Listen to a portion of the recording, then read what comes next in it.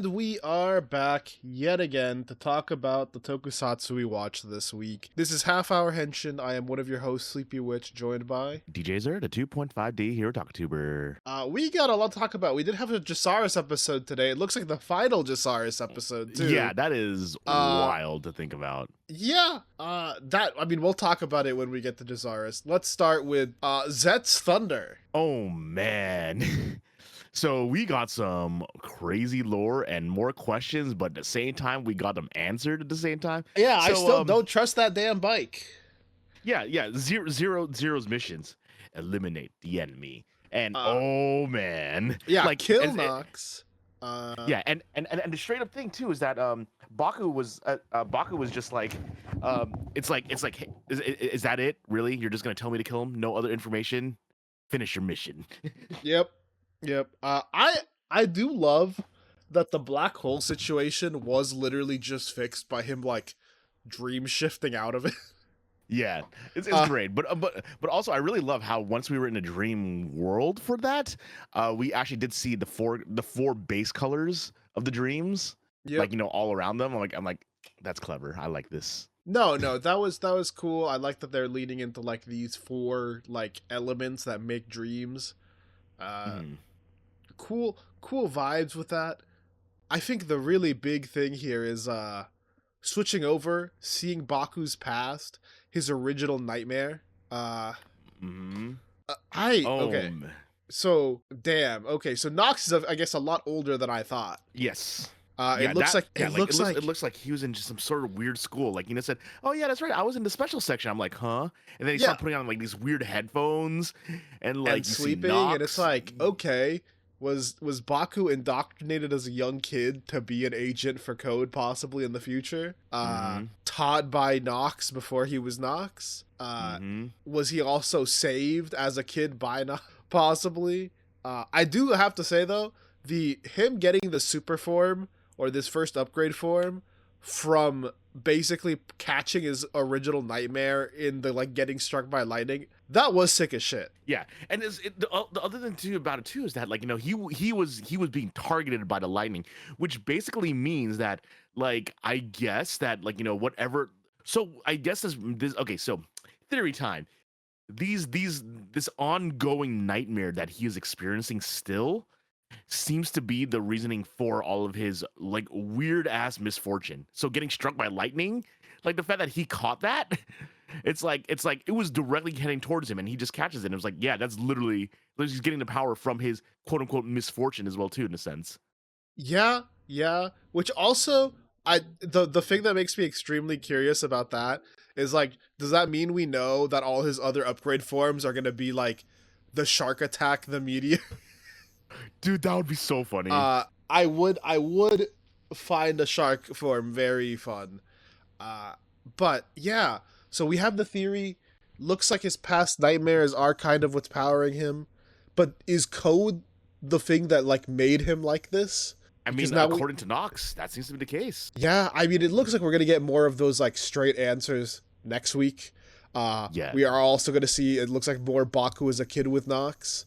Yeah, it's wild. Like we oh man, what is it? I will say this is definitely and oh, that's right. People are forgetting who Odaka is, like because Nasu and Fuji are looking back at past people and they're like, wait, what do you mean you didn't see that man? Like, it's so weird. Yeah, I am extremely curious. This is definitely, I will say, one of the strengths of this kind of format where we've been doing a lot of like two-parters where like, man, if the hook hits you at the end of that first one, I am just like seated for next episode. Yes, and man, whoo, I will say, lightning suit looked really sick. We got to see a really cool, fantastic lightning strike. Because I will say it would have been really anticlimactic if he was just given the little gotcha thing by Zero. This is kind of showing that he can kind of go out of his way to get them without him. Again, I don't trust Zero. I did end up watching. I think it was not this one. It was like an episode or two back. the like Let's Watch from Henshin, and I think they were talking about how like a theory is that like the guy who's controlling like the Zero body or whatever could be like Baku's dad. Oh, When they're thinking that like the case. reason that he's gone is because he got lost in the dreams and now he can only come back as a weird, you know, like apparition. Who knows? That's Who knows? that's really interesting. At the moment I'm just kind of like, I don't know. The thing about Code being real, I was like, okay, that I get it. The fact that Code seems to have had like their grips on Baku way before the story is started, I'm like shook a little bit by that. I'm like, okay, Yeah. shit, everything could be fucked. Also, I don't know. The sister currently reacting, in my opinion, like she's worried, but also everything is like vaguely suspicious. Like she's almost like just not reacting as much as I would have to like Zero and the other things. And I'm like, did you know something already? Yeah. Like, I mean, like, there's like there has to be a reason why she's so overprotective of him too. Yeah, which again with his stuff, I get it. That could be enough. But I also feel like she knows something maybe. I don't know why I'm getting this feeling. It feels like it, but at the same time, she is still questioning the hell out of Zero. Like, what is my brother doing? What is my brother doing? Yep. Like, just relentlessly, just like, yeah. Also, I do love the thing they were like, Baku has slept for 16 hours, and it's like, dude, I wish sometimes. Yeah. Overall, I feel like we're really going to talk a lot more about Zeztz next week because this was very much like a setup to the two-parter. Mm-hmm. It looks like we are getting a lot more of the answers next week, and I'm going to be honest, I am again on the edge of my seat. Speaking about the edge of, I mean, a lot of things. Let's not forget Toujima, like almost 2 weeks ago. More Royal Rumble, basically. Yeah. Oh man, this was crazy. Okay. So number one, I mean, this fight was so funny because Rider Man, I keep forgetting his actual name. He's Rider Man. That's fine. Yeah. Rider Man just gets his ass handed to him, like just instantly, pretty much. I do fucking love the vibe of like within these insane people of like he gets out of the headlock by getting rid of the mask and it's like, yeah, you've lost. You've given up your rider, and by that you've basically lost. And she throws the punch, and he's like, "I can see it coming, and I just can't." And first of all, him getting bodied, extremely funny. To then immediately proceed into the older brother proposing, him getting bodied. Oh no! Before that, he gets punched. He gets punched to hell. Yukarisu shows up, and she immediately gets bodied, and then pretty much like Yuriko like basically just recovers from that and says, "I beat you. I beat you. I beat you. You're the only one." And then that's when the proposal happens, and then immediately gets kicked in the face. He really is insane. He did kind of deserve that. I won't lie. It was so funny. Oh my god. This was just like, there's not much to say substance wise because half of the episode is just Yukarisu, or not Yukarisu, it's just Tackle Yuriko. Yuriko beating the shit out of everyone else on the show.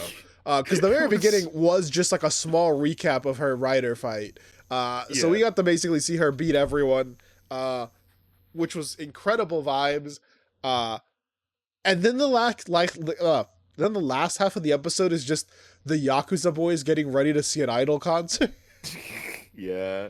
I do love that our main Yakuza dude, who's now a Shaka member, he was just like really not into it until he got to the concert. I mean that's how a lot of people are when they first like say it's like, fine, I'll go, and then all of a sudden you're like, oh my god, I get it. No, I mean I get it. Incredibly funny bit. I also love just again getting back to Yuriko and her being like, "Oh shit, right? I was an English teacher. I gotta grade my shit." Yeah, it's like I forget that I was a teacher. Yeah. I don't know why I even said English teacher. I don't remember specifically what subject she taught, but yeah, but she just said high school teacher. Really? Yeah, she just did not. She just did not do any of her work while she was, beating the shit out of these people. It looks like we have like one more episode left or something. yeah, and then we're gonna get season 2. So Yep, and at like some point in it time. basically ends with like the wrestler lady, the wrestler combatant like showing up and like probably on their way to Kill Yuriko. Or not Yuriko, Yukarisu. yeah. Yukarisu. Mm-hmm. Yeah, I mean, it's a good setup. And I thought we were at least going to deal with a kaijin this season, but it looks like not. But I mean, we have the second season confirmed that I guess it's getting enough popularity that they thought it was good to continue it. So I mean, we'll see how it goes. Mm-hmm. Uh all right. Oh So man. Jisariz is over, I think.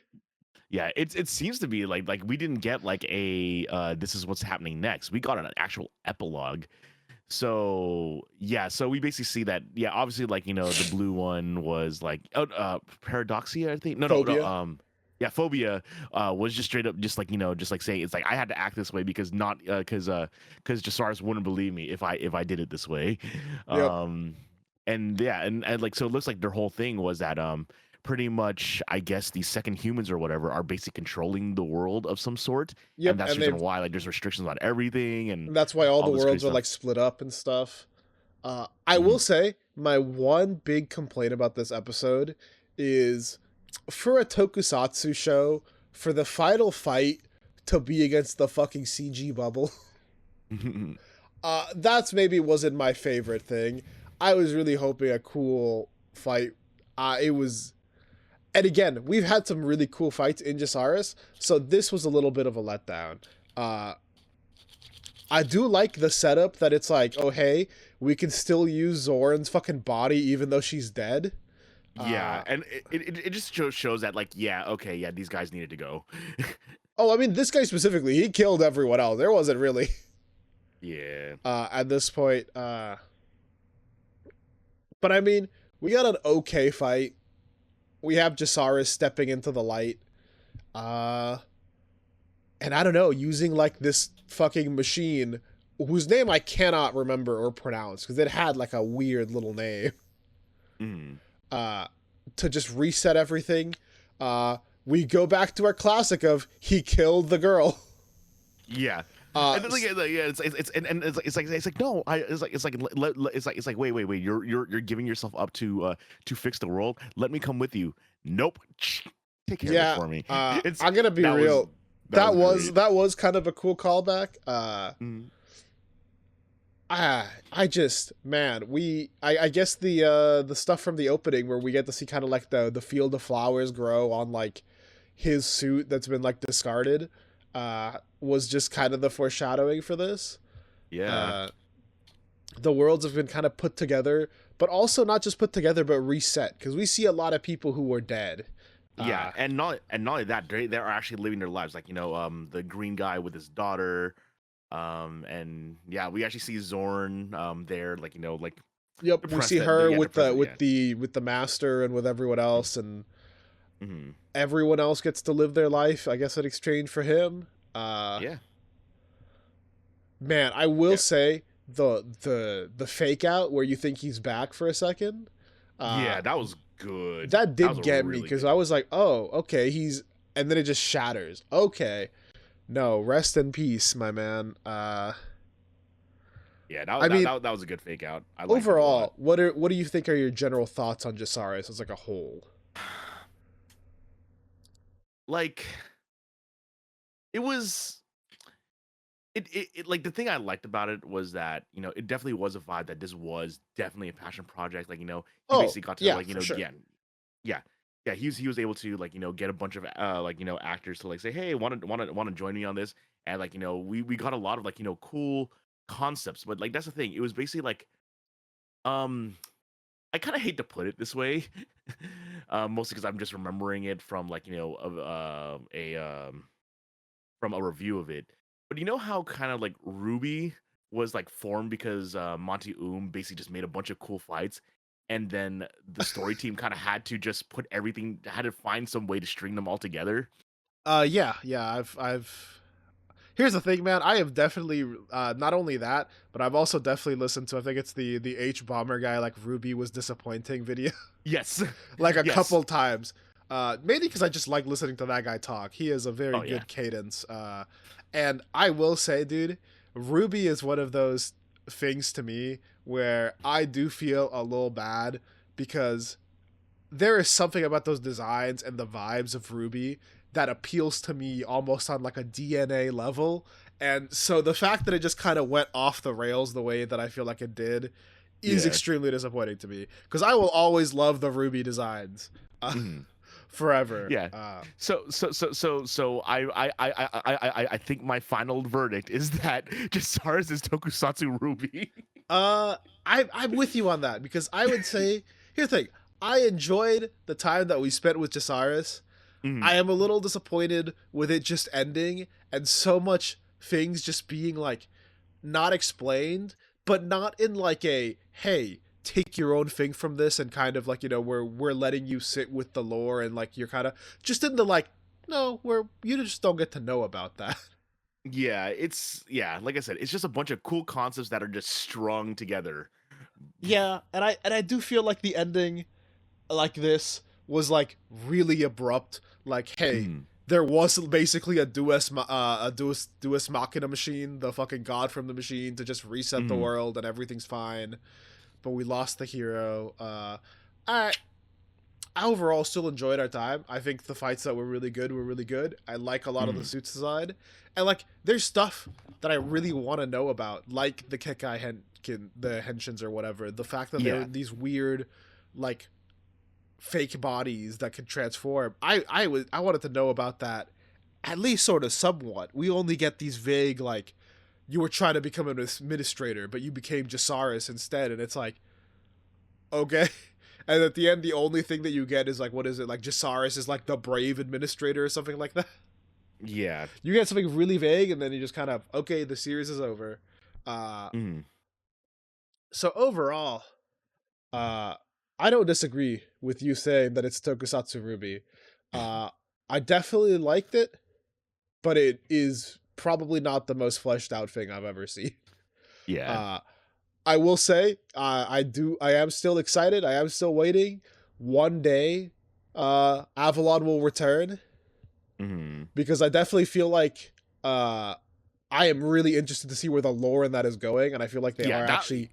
That is a lot more straightforward and vibe-wise, and like obviously that doesn't have as much polish because it doesn't have like, you know, professional tokusatsu actors and stuff. But I feel like it's definitely a lot better like written from the ground up, if that makes sense. Yeah, like it actually does have an idea of lore, and it's also not only that, it's also like, you know, combining like it actually does feel like, you know, saying Western Toku. Oh, Like for sure, for sure. yeah, like you know, we actually have the whole idea. We have like the fantasy setting, so it's like it's actually kind of cool. Yeah, I am a big fan of like the fantasy setting for Toku. That's something that even I've been wanting to work with a little bit. I mean, talking about like Western Toku that does that, I mean some of the Radiant Black suits are very much like fantasy Western Toku. But with that, I guess we're wrapping up the thing on Jisariz. I mean, I'm gonna keep my eye on the GGE channel to see, because I know it definitely is becoming more of like his personal channel now that it was over, but also before it was kind of like because one of the cameramen or one of the original guys like left the crew or something. That's why I know that they had done a video a while ago about like restructuring. But I really wonder kind of what comes next there. Yeah, I'm really curious, like, you know. But with that, so we finally are getting the Omega lore. Speaking about lore, oh man, this Omega lore, like we've gotten so many answers. Like this was the exposition episode. Yeah, and oh man, it's a doozy. Okay. So I mean, we have gotten kind of the things on the Hunter guy. We now know that like apparently the Kaiju awakening is just something that happens to planets sometimes. And that normally it's very much a like cool, either you survive or the Kaiju survive. I mean, the big thing that we've basically gotten is that Omega is supposed to just be a watcher. Yes. Which is kind of obviously been contradicted to everything he's been doing so far. Uh, Yeah, and you know, gets told by like, you know, the guy in like this old guy that supposedly saved him, but no, it's actually kind of his superior, like saying it's like, why are you saving these humans? They're weak. yeah, it not his superior, but he's definitely like the guy from Like a that friendly, previous civilization. I yeah, don't know. First of all, I'll talk about the one thing that I really want to. It's one of my favorite tropes. It's one of my favorite vibes. Person with like lost memories realizes that the person they were before they lost their memories is like a very different vibe to the person they are now, and they have to reconcile with what that means for them as a person. Uh, yeah, very goodly, very well done in build. You know how much I love build, and I am really interesting to see it here. So before this, he just was kind of like a watcher, someone who wasn't supposed to interfere. But it sounds like he might have still interfered the first time. yeah, Uh, and so yeah, yeah, we have these guys who basically, through waging war with the kaiju, destroyed their entire world, tried to find a new world. The new world was also about to awaken. And yeah, they were and like, cool, what if we just kill all the people here and take it over? yeah, exactly. Like, so technically, Omega's race is supposed to be like, you know, this evil race, but I you don't know, think Omega's, Omega's race is supposed to be like oh, evil, yeah, but they're supposed to be like neutral. They're supposed to be like the, yeah, the Marvel Watchers. Like, we don't actually do anything. So hmm we don't help evil, but we don't stop evil either. Uh hmm and so him destroying those bug looking guys at the beginning of the season was basically him stopping like the invasion of Earth. yeah, Uh and now he's but kind of getting his memories back. We've kind of got the big setup of like, hey, you have to decide, why did you save them but not save us, or why didn't like our watcher save us? uh which I mean, probably because Sorato, Ultraman Omega is probably just more kind-hearted at his core, that yeah, he couldn't just watch people get annihilated. But I mean, we're gonna go into that probably next episode, it looks like. uh yeah. we keep getting these episodes, and it's been a little bit, so every time when we get to the preview, I'm like dreading, like, please don't be a recap episode. I know. I was like, if we got a recap episode after this, I was gonna cry a little bit. Mhm. Uh, but yeah, it looks like we're kind of getting to this end game of like, again, a watcher who was supposed to just kind of watch things carefully has decided, no, I will save them. Uh, and we're gonna see kind of what problems come out of that. Yep, we'll Uh, see. the coziness of the show was definitely not there. It was like broken by this whole revelation thing. I kind of love this vibe of like him and Kyohei having to like do all these dumb little like, oh, we gotta go here, we gotta go here, the next signal's over here, just to eventually get this whole revelation. And the beginning of the episode just kind of going into the like, hey, I don't think it's wrong to ask for help, but it's like, I mean, were you supposed to be helping regardless? uh Yeah. I don't know. Ultraman, I feel like is setting up for like a really interesting ending, and I'm gonna be there for it. Yep. Uh, but speaking about interesting endings, Goes Yuger. First of So all, we found out the incredible news that the 50th Sentai is only gonna have 49 episodes. Uh, that is I was a little wacky. disappointing. Like, thematically, guys, come on. Yeah. I mean, like the other thing that people were saying is like saying, so what? Like we're not gonna get a reference to every single Sentai in the titles. And I'm like, I was thinking about it, and I'm like, technically yes, but technically no, because at least they're like doing a reference to 49 shows. They're just not gonna include Gojuger for referencing itself, I guess. Which, that makes sense. Yeah. And again, we get the 50 counting Lupat as two Yes. separate ones, so they Mhm. get a call out in the same episode. Yeah. And okay, it also it's like also I didn't realize it because I was like, you know, like seeing I think it was Calvin that reposted it. But someone like they retweeted, I quote retweeted like the suit actor for so many different Sentai that he's done, and like, you know, and how many references he did in his Lupat transformation. And it was like 6 of them that Oh were yeah, all in his no, it Lupat was transformation. fantastic. It was a cool bit. Yeah. Uh, But But this isn't about the Lupin episode. This is about the Bouquet and RIkuo episode, or Good Burn Rescue episode, or the oh, crap, what Kuon, was what the third? fuck episode? Yeah, yeah, exactly. So man, okay, so remember what I was saying at the beginning of this of this series, where it's like saying, man, I want to see how they deal with Bryden, the giant like the giant robot fights, and I guess like some of the internal conflicts, or like pretty much, or like basically mecha ground and like just like regular combatant fights. They balanced out the action in this episode so well. Yeah, this episode Holy was crap. was technically like a fight like the entire time, but also just Yeah. not. Yeah. I do kind of like that because quote unquote they're not like a traditional team. They just kind of Mhm. get split up into doing shit half the time. Yeah.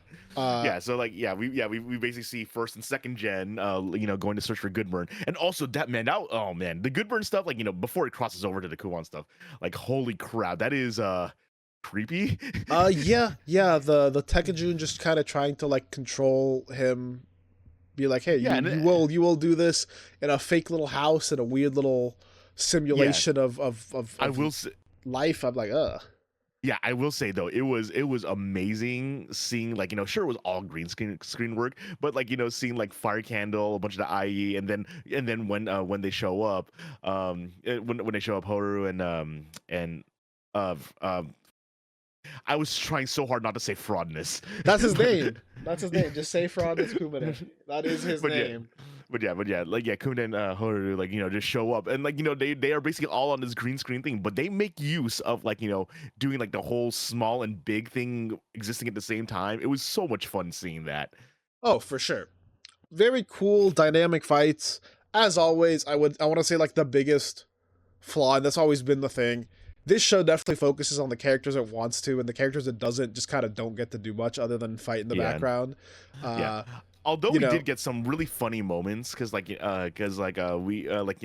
we see Shining Knife and Sweet Cake like saying, it's like, oh yeah, thank you for saving me that one time. Oh, does that mean we're done fighting? Oh no, that was that. This is this now. Like, okay, fight. It was so funny. I'm like, god damn it.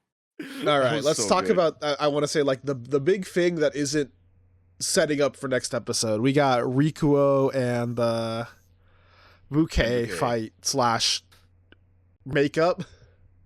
Yeah, like it like okay, so like the thing is like it's like number one, it's not a romance. It's 100% not a romance. That's the way I see it. It has a not been romance. set up as a romance. Well, here's the thing. Yes. It was setting up that it could have been, but this definitely did not cement it as a romance to me. It definitely cemented it as a like a fan and idol. Yeah. Uh, And like yeah, and like it is a very very parasocial sounding thing, but at the same time they are very it's like, I want you to keep supporting me and I don't want to lose you as a fan. Like it's that type of deal. We don't know the full extent, but like he definitely does care about like having someone like cheering him on, because like that like that's the big thing about idols. They like they kind of get their energy from the audience. So For sure. like yeah. Again, this is like going back to something I've said, specifically about Dawn Brothers, and I feel like a couple other Sentai at this point as well, where it's like, I like the resolution that we're getting to it. I just feel like we just really rushed through it. I was thinking about it at first. Like I was thinking about it, like, oh yeah, no, we definitely rushed through this, but no, they like we actually had quite like especially when they were showing like the flashbacks to all the other times, like when Riku was like trying to reach out to Bouquet saying, hey, it's like this is what we've gone through, and like you basically see like the anti burn or the reverse burning showing. And I it basically do shows, like that there's effect. I think that was very cute. I think that was well Yeah. done. And again, Yeah. it's not that we haven't had a lot of Bouquet RIkuo. We have. I just feel like we got like what, 2 episodes, and again, we got maybe 1 full episode in between where she hates him, because we got like half an episode last time, and we're getting kind of like a third of an episode now. Yeah, I'll give the whole making up thing maybe being fast, but at the same time, like that buildup was happening. We were waiting for it to happen. Again, Yeah, I and think the build-up stuff was good. I think we've had plenty of time. I just think that we rushed to the resolution. Uh, especially because it was just like, no, seriously though, Ribbon was kind of evil, but also that doesn't matter.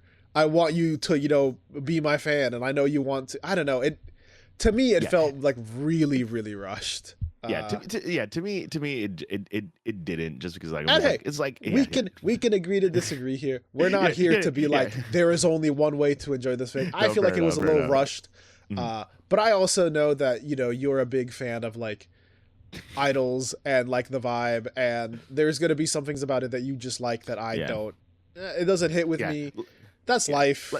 Like the older, but I actually, it is a good thing that you did bring up Ribbon though, because because pretty much like the way I was thinking about it, like the only reason why she really snapped was Ribbon. It was Ribbon. I think this is part of like the reshoot and the thing. Yeah, but towards the end of Goes Ujer, and I think even without having to do reshoots, there's just some stuff that has been like, we are really rushing. I feel like Ribbon feels like she was like set up like kind of lazily, and for someone who has such a cool design, it's a cool vibe. Again, I do wish we would have gotten that last Maya episode, because I feel like that actual Gozio Unicorn episode seems like it really went more into her, and with everything happening, we just kind of lost Ribbon as a character, in my opinion. Yeah, where she was just almost like a generic, like, okay, whatever, she's there, she's evil, and now she's dead. Yay. All right, we got to talk about the last thing about this episode. As I saw a tweet saying Kuon stocks going up, and I only hope they're going up so that they can crash down. Because let's talk about the episode preview a little bit, because it basically says Kuon's end, the ending of Kuon. So we might be getting. So we start this episode with, oh hey, the rings that the Bryden have been have been stolen. Cool. And then the Gozyujas show up, so everyone assumes, okay, they did it, even though we know that they didn't do it because they haven't been there. And then we get the Kuon and Tegajun, who's like, hey, I took them, obviously. I don't know. It looks like Kuon just fucking absorbed Tegajun. He's got a cool Sephiroth like hairbang now. And all I could think of seeing that reveal is, let's get married, Toru. I was gonna say, I am hoping the stocks are only going down so they can plummet. This is the like bubble about to pop. Oh hey, he's got this shit on. Cool, kill him now. I really do hope it's Kuon's end. The only thing though is, man, okay, that was what, episode 42? Yeah. We have 7 more episodes, and we're killing Kuon now. I saw a thing on Twitter where it was talking about how when they saw the preview for next week's episode, or where they've seen like the test screening, like the directors like cried because they were like, this is almost like a full ending, and I'm like, okay, and we have 5 what are we doing? Yeah. Also, what are we doing? Where? I don't know, man. I just feel like there's still so much to do. We got 7 episodes. I am incredibly curious at how Gozyuja is going to continue and finish up. I am hoping we finish a little strong. Again, we knew we were going to be kind of fucked up and shaky because of just everything with the reshoots and with everything having to be reshuffled around. I definitely feel like this episode felt a lot better than last week's. Oh yeah, very for much. Sure. I am just hoping that we keep up that energy then. But with that, I think that's all we got to talk about this week, right? We didn't forget a show on accident. Nope. I guess it's the last thing. We'll say goodbye to Jisariz. It was a vibe, that is for sure. Yeah, it was a vibe. That is for sure. But thank you so much for listening, and we will talk to you guys next week. Yeah, later. This program is brought to you by our unending love of tokusatsu. If you enjoyed the show, please be sure to like and subscribe. And hit the bell for notifications. And if you would like to support us further, consider becoming a patron at our Patreon, Half Hour Henshin. You can get some exclusive benefits, such as your name in the credits and joining our sticker club. Or, if you want to help with a one-time donation, you can also find us at Ko-fi at Half Hour Henshin. You can email us with any questions or theories at halfhourhenshin@gmail.com or on Twitter at halfhourhenshin.